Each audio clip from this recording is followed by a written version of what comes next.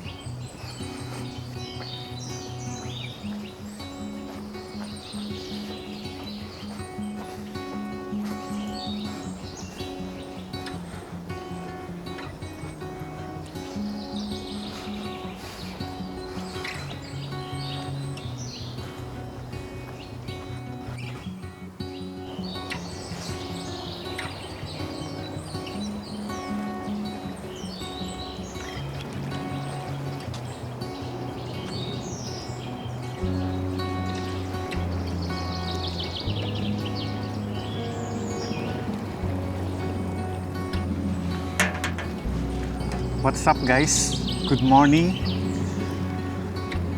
Kita nyo naman, ang gala natin ngayon ay Mawan 1868. Ang time check natin ay exactly 10 a.m. Paano pumunta dito? Maraming way, kaya lang ang ginawa natin is nag-MTR tayo hanggang Chinyi and then exit C. Paglabas mo, may makikita mo dun yung bus 330 papunta ng Park Island. And then lalakarin mo from Park Island hanggang dito. Hindi ka naman mawawala kasi may mga directions naman, mga signages na ituturo ka papunta dito. And unang-una mong madadaanan is yung Noah's Ark. So, panginaantay natin. Tara, pasok na tayo.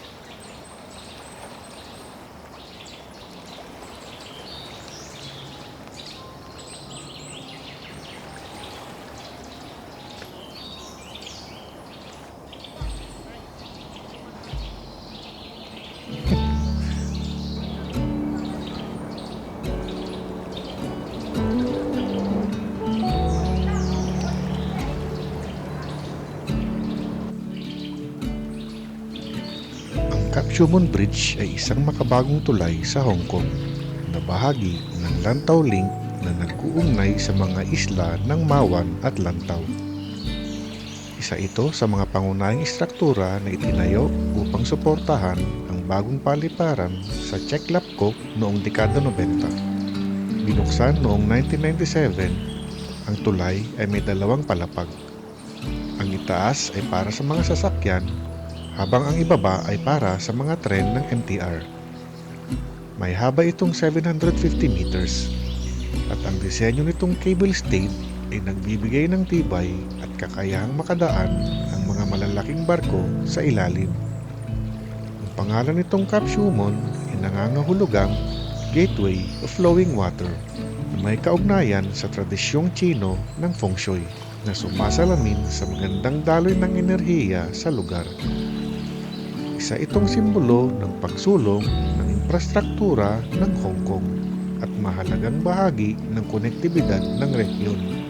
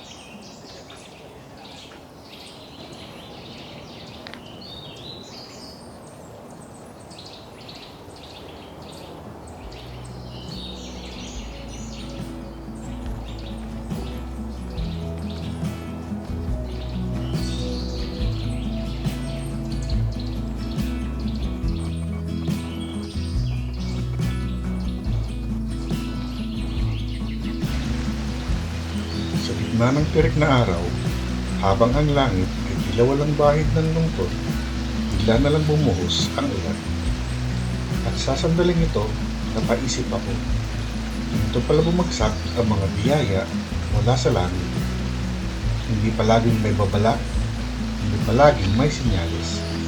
Minsan, dumarating sila sa oras na akala mo tapos na ang paghihintay. Sa panahon, nakampante ka na sa liwanag. Ang bawat patak ng ulan ay tila bulong ng langit. Paalala, may mga pagpapalang hindi mo hinihingi pero ibinibigay pa rin. Kaya habang nababasa ako sa ilalim ng araw, hindi ko naramdaman ang lamig, kundi ang init ng pasasalamat.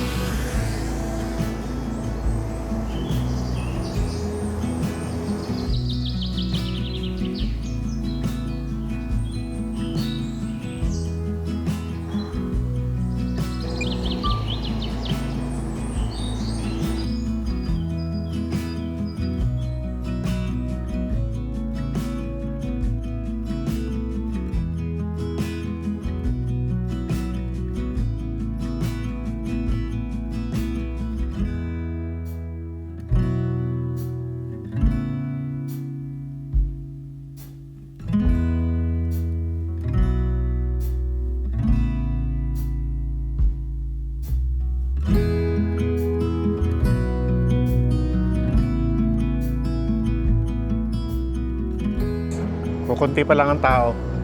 Ewan ko kung dahil weekdays kasi Thursday ngayon or kunti pa yung pumupunta dito kasi bago pa lang to eh. Kaka-open lang to nung March 2025. Pero tingin ko dahil siguro weekdays. Marami siguro pumupunta dito pag weekends, lalo na pag Sunday. Treat naman natin yung sarili natin. Hahanap tayo ng lunch. And ito pala yung bridge na papunta ng Tungchung. And this side naman papunta ng Hong Kong Island. Ito yung dalawang tulay na magkadugtong, nasa kabilang kadugtong. Yun yung nakunan natin ng drone shot kanina, dun sa may Noah's Ark. Tsaka ayan, mga aircraft galing dun sa may airport sa may Tungchung. Ayan guys, tapos na tayo dito. Maliit lang naman to, mabilis lang maiikot and madali lang din puntahan. Kaya pang iniintay nyo guys, kung nasa Hong Kong kayo siguro puntahan nyo, idagdag nyo sa bucket list nyo. And maganda siya, tapos libre pa. Yan. Lalo na pagka nasa dito kayo sa may Lantau Islands. Kunwari pumunta kayo ng Ngungping 360 o kaya Disneyland. Ayan. Malapit lang siya. Dito ko na siguro tatapusin yung vlog natin for today. And see you sa next vlog. And kung hindi pa pala kayo nakapag-subscribe sa channel natin, please subscribe and paki-share na rin, share, comment. Ayan. So kita-kits. Bye.